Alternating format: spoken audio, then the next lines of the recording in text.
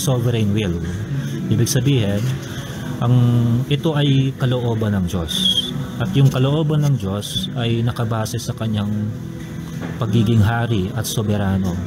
Yung kanyang kagustuhan na magpili ng maliligtas sa makokondena, mapaparusahan sa hinaharap, yun ay kanyang sovereign will. Yun ay kanyang kagustuhan. At kung pumapasok na tayo sa ganong katotohanan, realidad, yun ay prerogative ng Diyos. Yun ay yun ay pagiging Diyos niya yun. Yun ang kanyang kagustuhan. So ang prerogatibo niya na mamili kung sino ang gusto niyang iligtas mula sa kalipunan ng mga tao makasalanan. So babalik pa rin tayo, lahat ng tao ba ay nagkasala sa Diyos at nararapat na hatulan niya ng kaparusahan at ng impyerno? Oo. Pero karapatan ba natin na maligtas mula doon sa kapahamakan na yon? Hindi. So ba't tayo naligtas?